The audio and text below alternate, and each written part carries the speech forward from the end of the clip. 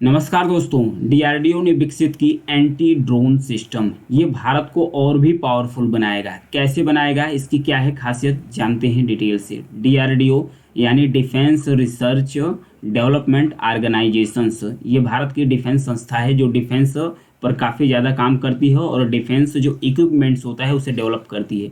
ये जो anti drone system है इसमें D4 सिस्टम लगा हुआ है। D4 सिस्टम का मतलब होता है, चाहे माइक्रो ड्रोन हो गया, माइक्रो ड्रोन्स यानी कि छोटे से यानी सूक्ष्म से सूक्ष्म भी अगर ड्रोन्स आ रहा है तो उसके लोकेशन को ये ट्रैक कर लेता है, आसानी से लोकेशन को ट्रैक कर देता है। इसको जो कंट्रोल करने वाले सिग्नल्स होते हैं, मतलब कि कहीं दूसरे जगह से या दूसरे देश से इस ड्रोन को कंट्रोल किया जा रहा है, तो जिस सिग्नल्स के माध्यम से इसे कंट्रोल किया जाता है, इस सिग्नल्स को ही ये बाधित कर देता है। सिग्नल को बाधित कर देगा तो ये ड्रोन हो जाता है फ्री। जब ड्रोन हो जाता है फ्री तो इसको आसानी से डिस्ट्रॉय कर सकता है, इतना ही पावरफुल है। इसमें जीपीएस लगा हुआ है। जीपीएस के माध्यम से ये सिग्नल्स को बाधित करता है, बाधित करने के बाद हवा में ही डिस्ट्रॉय कर सकता है। यानी कि ये छोटा ड्रोन हो बड़ा ड्रोन हो, उसके लोकेशन को ट्रैक करेगा और उसके सिग्नल को बाधित करेगा, उससे हवा में ही मारकर डिस्ट्रॉय करेगा। ये भारत को एक नया ताकत दिला दिया एंटी ड्रोन सिस्टम। किसके द्वारा विकसित किया गया है? डीआरडीओ के द्वारा। आगे बढ़ते हैं। भारत का भूस्खलन का नया मैप जारी किया गया है आईआईटी दिल्ली ने। आईआईटी दिल्ली का जो हाइड्रोसेंस लैब है, इसके द्वारा भारत का पहला हाई रेजुलेशन भूस्खलन संवेदनशील मानचित्र जारी किया गया है। तो आइए जानते हैं, इस मैप के लोकेशन देख लेते हैं, उसके बाद जानेंगे कि भूस्खलन किस कारण से होता है। यहाँ देखिए, ये भारत का उत्तर भारत है, ये है नॉर्थ ईस्ट, ये है साउथ इंडिया। तो सबसे ज़्यादा जो भूस्खलन होता है भारत में कहाँ पर होता है? नॉर्थ ईस्ट, यानी कि पूर्वोत्तर भारत में सबसे ज़्यादा भूस्खलन होता है। 1.8 लाख स्क्वायर किलोमीटर्स जो भूमि है ये लैंडस्लाइड्स यानी कि भूस्खलन के दायरे में आती है। वही दूसरे स्थान पर नॉर्थ इंडिया हो गया। नॉर्थ इंडिया में 1.4 लाख स्क्वायर किलोमीटर्स जो लैंड्स है यानी भूमि है जो भूस्खलन के दायरे में आती है। वहीं साउथ इंडिया में 1 लाख स्क्वायर किलोमीटर्स है। लैंडस्लाइड्स कब होता है? जब ग्रेविटेशनल फोर्स काम करना शुरू करता है, यानी कि जब गुरुत्वाकर्षण बल काम करना शुरू करता है चट्टानी संरचनाओं पर, तो जो चट्टान है और उसको जो पहाड़ी संरचना है वो घिसकना शुरू कर देती है, घिसक कर या फिसल कर नीचे गिरना शुरू करती है। इसी को बोलते हैं लैंडस्लाइड्स यानी कि भूस्खलन। तो ये हाई रेजुलेशन मैप जारी किया गया है। किसके द्वारा जारी किया गया है? एक हाइड्रोसेंस लैब है आईआईटी दिल्ली की। तो 2-3 फैक्ट है, याद रखिएगा। आगे बढ़ते हैं। कृष्णराज सागर डैम्स के बारे में दिया है। सबसे पहले तो इसका लोकेशन देखते हैं। ये है कृष्णराज सागर डैम्स। ये कावेरी नदी पर बना है और उसके बाद कर्नाटक के अंदर बना है। कर्नाटक के अंदर कावेरी नदी पर बना है कृष्ण सागर डैम्स। कर्नाटक का जो उच्च न्यायालय है, कर्नाटक के अंदर जो मांड्या जिला है जहाँ पर कृष्णराज सागर डैम्स है, उसके 20 किलोमीटर के दायरे में सभी खनन और उत्खनन गतिविधियों पर प्रतिबंध लगा दिया है। सभी खनन और उत्खनन गतिविधियों पर 20 किलोमीटर के रेंज पर, यानी कि इसके इर्द गिर्द 20 किलोमीटर के रेंज में बैन लगा दिया है। इसलिए यह चर्चा में आ गया है। तो इसकी लोकेशन देख लेते हैं। ये बना कब था? 1932 में। 1932 यानी आज़ादी के पहले ही बना था, जो कृष्ण राज सागर डैम यानी है। कावेरी नदी पर बना है। मैसूर और मांड्या जिले को कवर करता है, मतलब कितना दूरी को कवर करता है, उसके बॉर्डर्स पर बना हुआ है।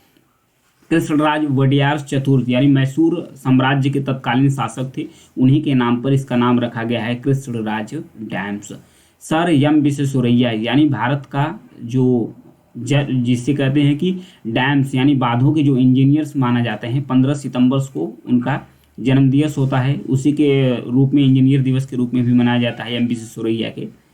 और मैसूर शहर, इस डैम में के निर्माण में उनका विशेष प्रकार से योगदान है। मैसूर शहर बेंगलोर के लिए जल आपूर्ति और कर्नाटक और तमिलनाडु में सिंचाई के लिए जाना जाता है, क्योंकि वहीं से इस डैम को पानी से रोका और छोड़ा जाता है। वहीं आगे बढ़ते हैं कावेरी नदी पर। तो यहीं पर एक और भी डैम है जो काफ़ी फेमस है। इससे मैच द फॉलोइंग क्वेश्चन इससे बनते रहते हैं। मैट्यूर रिजर्वायर यानी मैट्यूर जलाशय है। मैट्यूर जलाशय कहाँ पर है? ये तमिलनाडु के अंदर है। ये भी कावेरी नदी पर स्थित है। वहीं अगर कावेरी नदी का उद्गम की बात किया जाए तो ये ब्रह्मगिरी पहाड़ी से निकलती है। कर्नाटक के अंदर ही पश्चिमी घाट का जो ब्रह्मगिरी पहाड़ी है वहाँ से निकलती है कावेरी नदी। और उसके बाद इसका बेसिन कहाँ कहाँ फैला है? कर्नाटक तमिलनाडु में इसका बेसिन फैला हुआ है। उसके साथ साथ कुछ बेसिन इसके केरला में भी फैले हुए हैं। ये आकर बे ऑफ बंगाल की खाड़ी में गिरती हैं। ये वर्षा आधारित नदी है, ध्यान रखिएगा, वर्षा आधारित 12मासी नदी है। 12मासी नदी यानी 12 महीने इसमें पानी रहता है, क्योंकि इसमें नॉर्थ और साउथ दोनों पानी, वर्षा का पानी यहाँ पर मिल जाता है। तो आइए और भी कुछ जानते हैं कावेरी नदी के बारे में। कावेरी नदी का निवास तो वहीं हो गया, उसका सहायक नदियों के बारे में जान लेते हैं। अर्कावती है, हेमावती है, लक्ष्मण तीर्थ है, सिमसा है, काबिनी है, हरंगीस। ये सहायक नदी है किसकी? कावेरी नदी की। और भारत में बांधों की सिचुएशन के बारे में देखते हैं। भारत दुनिया का तीसरा सबसे बड़ा बांध स्वामित्व वाला यानी कि डैम स्वामित्व वाला देश है। सबसे पहले स्थान पर आता है यूएसए यानी कि United states of America. America पहले स्थान पर, दूसरे स्थान पर चाइना का नंबर आता है, वहीं तीसरे स्थान पर भारत का नंबर है। तीसरे स्थान पर भारत का नंबर है डैम के मामले में, यानी कि सबसे ज़्यादा बांध तीसरे स्थान पर किसके पास है? भारत के पास। भारत के पास अगर डैम की बात की जाए संख्या के नंबर लेकर तो 6000 डैम भारत में हैं, जिसमें से 143 है यानी कि 143 डैम अभी भी निर्माणाधीन है। तो ये थी डैम का सिचुएशन भारत के अंतर्गत। ये कई फैक्ट है। आय असमानता के बारे में दिया है एसबीआई के रिसर्च रिपोर्ट में हाल ही में बताया गया है कि भारत में जो आय है यानी कि इनकम का जो इनइक्वालिटीज़ है यानी कि जो आय असमानता है उसमें कमी आई है। आय की असमानता में कमी आई है। इसका रीज़न क्या बताया गया है? इसमें बताया गया है कि जो ऊपर के लोग हैं उसमें थोड़ी फ्लैक्सिबिलिटी आई है, थोड़ी सी फ्लैक्सिबिलिटी आई है। और जो मध्यम वर्ग है, जो निम्न वर्ग है, निम्न वर्ग से मध्यम वर्ग की जो संख्या है ये बढ़ी हुई है। जब मध्यम वर्ग की संख्या बढ़ी हुई है तो इसलिए थोड़ा सा आय की जो इनकम असमानता उसमें कमी आई है। गिनी गुणांक क्या है? गिनी गुणांक, इस रिपोर्ट में गिनी गुणांक को फोकस किया गया है। तो जो गिनी गुणांक है, सबसे पहले तो एक फैक्ट सबसे बड़ा यही बन जाएगा, जो गिनी गुणांक है क्या? तो ये आय की असमानता को मापने का एक पैरामीटर्स है। आय यानी इनकम का जो इनइक्वालिटीज़ है उसको मापने का एक पैरामीटर्स है। तो बताया गया है कि जो निर्धारण वर्ष है यानी कि 2014-15 में गिनी गुणांक कितना था? भारत का 0.472 था। अब इससे घटकर 2022 और 2023 में कितना आ गया है? 2022-23 में आ गया है 0.402, यानी कि कमी आई है गिनी गुणांक में। जब गिनी गुणांक घटता है तो यानी कि जो आय असमानता है उसमें कमी आती है। जब गिनी गुणांक बढ़ता है तो आय असमानता में वृद्धि होती है। इसमें जो गिनी गुणांक है इसमें दो फैक्ट इसमें दिया गया है। जैसे गिनी गुणांक अगर 0 है तो मान लीजिए कि वहाँ पर पूर्ण असमानता है, बहुत ही कम, यानी कि किसी भी देश का अभी जो आय असमानता में 0 नहीं है। अगर वहीं जो गिनी गुणांक है, कोफिशिएंट बोलते हैं, गिनी कोफिशिएंट गुणांक, अगर 1 है तो वहाँ पर पूर्ण रूप से असमानता है, वहाँ पर पूर्ण रूप से असमानता है। तो इसके बीच में अभी तक बोला जाता है कि जो सबसे बड़ा यानी कि सबसे कम गिनी गुणांक है 0.40 है। इससे नीचे गिनी गुणांक नहीं गया है, यानी कि 0 है। जिस देश का जो गिनी गुणांक अगर 0 होता है तो उसे बोला जाता है कि वो देश पूरी तरीके से समानता रखता है। अगर 1 है तो पूरी तरीके से असमानता रखता है। तो हालांकि अभी न तो किसी का 1 है न तो 0 है, हालांकि 1 तो हो सकता है कई सारे देशों का जिसका अभी काउंटिंग नहीं किया गया है। आगे बढ़ेंगे। अनिल है क्या? यह एक क्लीन एनर्जी है, यह एक क्लीन एनर्जी है। शिकागो बेस्ड एक कंपनी है, शिकागो बेस्ड एक कंपनी है जिसने थोरियम और कुछ मात्रा यूरेनियम के मिलाकर एक नया फ्यूल यानी कि ईंधन का विकास किया है। वो एक मतलब कि क्लीन एनर्जी के रूप में, क्लीन एनर्जी मतलब कि स्वच्छ ऊर्जा के रूप में थोरियम और यूरेनियम मिलाकर एक नया एनर्जी विकसित किया गया है, जिसका नाम ही रख दिया गया है अनिल्स। अनिल क्यों रखा गया है? अनिल्स का मतलब है advanced nuclear energy for enriched life. ये तो इसका फुल फॉर्म हो गया। और नाम अनिल कहाँ से छाटा गया है? नाम छाटा गया है एक इंडिया के साइंटिस्ट हैं जिनका नाम है डॉक्टर अनिल काकोडकर। डॉक्टर अनिल जो काकोडकर हैं उन्हीं के नाम पर नाम, इस ऊर्जा का ही नाम रख दिया गया है अनिल्स, यानी कि ये फ्यूल्स। इसका इस्तेमाल कहाँ से होगा?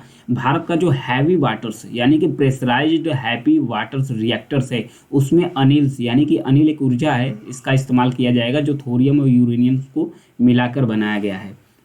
भारत के पास दुनिया का सबसे बड़ा भंडार है किसका? थोरियम का। ध्यान रखिएगा, थोरियम सबसे ज़्यादा कहाँ पर है? तो भारत में है सबसे ज़्यादा भंडार अभी तक ज्ञात।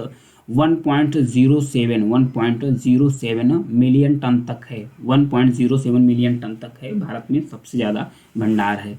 जिसका इस्तेमाल अब जो अनिल यानी कि जो नई ऊर्जा विकसित की गई है, इसका इस्तेमाल परमाणु रिएक्टरों में किया जा सकता है। जैसे कि इसका इस्तेमाल परमाणु रिएक्टरों में किया जा सकता है, इसके साथ साथ जो थोरियम है उसका कुशल रूप से उपयोग किया जा सकता है, क्योंकि थोरियम का भी कम ही परमाणु रिएक्टरों में इस्तेमाल किया जाता है। तो ये जो नई ऊर्जा विकसित की गई है, थोरियम और यूरेनियम को मिलाकर इसका इस्तेमाल किया जा सकता है। आइए मैप लोकेशन देखते हैं कि कहाँ कहाँ पर भारत में थोरियम की मात्रा पाई जाती है। सबसे ज़्यादा तो एक मोनेजाइट चट्टान रेगिस्तानी इलाका है केरल के अंतर्गत, यहाँ पर रिजर्व है थोरियम का। और उसके साथ साथ केरल है, तमिलनाडु, आंध्र प्रदेश, फिर उसके बाद उड़ीसा है, फिर उसके बाद झारखंड का जो रांची प्लेट्यू है यहाँ तक फैला हुआ है थोरियम का भंडार। भारत में ये है साउथ इंडिया और पूर्वी भारत का एरिया है कुछ, जहाँ पर थोरियम की डिपॉजिट मौजूद है। ये लोकेशन पूछ सकता है।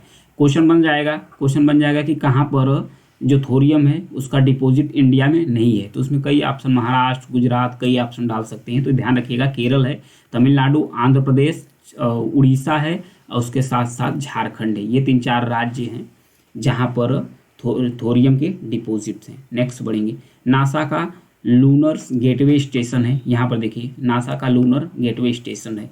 संयुक्त अरब अमीरात ने नासा का जो लूनर गेटवे स्टेशन है उस पर एक अपना मॉड्यूल विकसित करने की अपनी भागीदारी सुनिश्चित की है। यानी यह भी भागीदार है। कौन कौन सा देश इसमें भागीदार है? संयुक्त राज्य अमेरिका है, जापान है, कनाडा है और यूरोपीय संघ है। उसके साथ साथ संयुक्त अरब अमीरात भी इसका एक मॉड्यूल विकसित कर दिया है, गेट का उसके मॉड्यूल विकसित कर दिया है, वो भी अब इसमें भागीदार बन गया है। 4 देश तो पहले ही से थे, अमेरिका, जापान, कनाडा और यूरोपीय संघ। उसके साथ साथ ये भी शामिल हो गया है यूएई, यानी कि जो यूनाइटेड अरब अमीराट्स यानी संयुक्त अरब अमीरात है।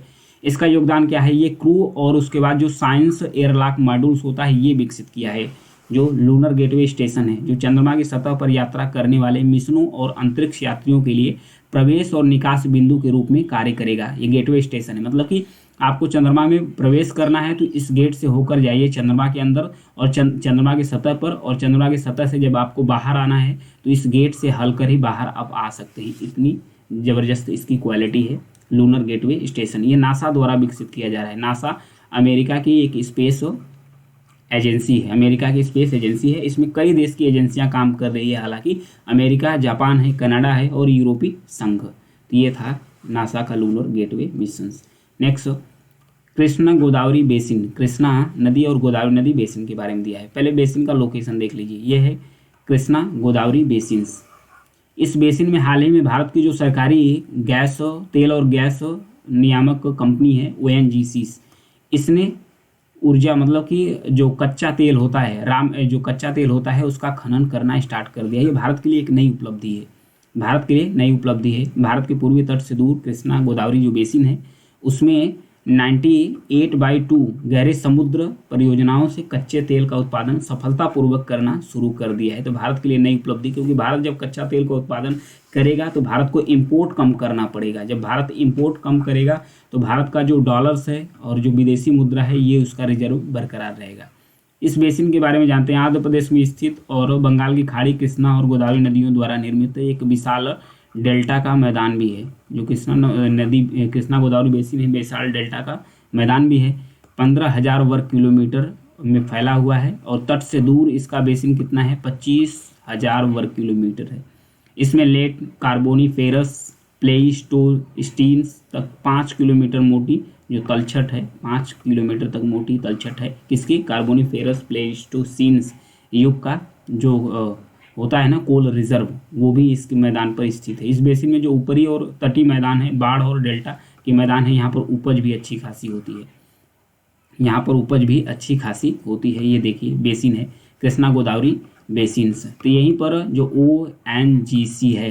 ONGC है जो तेल और गैस का ड्रिल करती है, इसने उत्पादन सफलतापूर्वक कच्चे तेल का उत्पादन कर दिया है। भारत का सबसे बड़ा प्राकृतिक गैस जो इसी बेसिन में है, जो इसी का ब्लॉक डी है कृष्णा गोदावरी बेसिन का, इसमें सबसे ज़्यादा भारत का जो प्राकृतिक गैस भंडार है यानी जो रिजर्व है यहीं पर स्थित है। ध्यान रखिएगा। इसके साथ साथ ये जो बेसिन है, जो ओलिव रिडले टर्टल है उसका भी घर है, यानी कि जो कछुए हैं ओलिव रिडले प्रकार का, उसका भी घर है इस बेसिन में। आज के लिए इतना ही है। Thank you.